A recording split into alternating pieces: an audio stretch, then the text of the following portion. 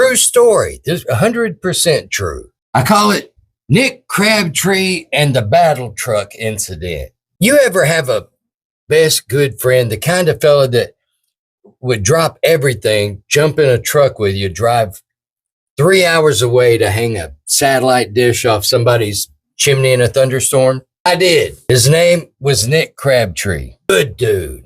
Heart like a lion. Brain like a busted slot machine sometimes. You never knew what was coming next. Back when I had this job down in DFW, I was doing satellite systems. Nick used to drive over from our hometown just to work with me for the week. Didn't matter if it was 100 degrees, raining sideways, if a tornado was bearing down on Shoney's, Nick would be there, grinning like a possum, eating a sweet potato.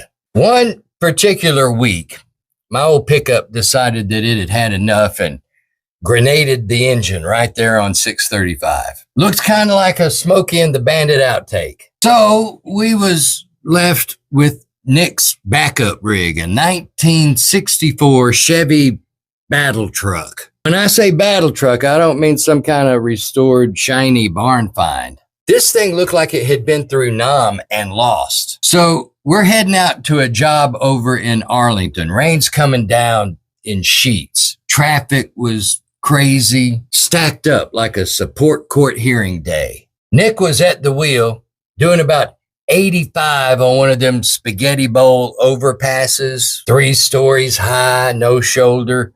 Got concrete rails so close you can smell the rebar. Well, right about then, that old Chevy starts hydroplaning just enough to kiss up against the barrier on my side. Sparks flying up like the 4th of July. I'm looking out my window watching concrete grind past like a belt sander on styrofoam.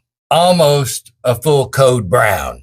I whipped my head over to look at Nick, and I swear to God, he looked just like John Candy in that movie, Planes, Trains, and Automobiles, where he's dressed up like the devil between those semi-trucks, eyes wide, grin stretching ear to ear, laughing like a maniac that just won a bar fight and a bet at the same time. And what does Nick say to me? I ain't scared of these sons of bitches, he says. Like it was the most normal thing in the world to be street racing an ancient death trap through a monsoon on a bridge 3 stories off the ground.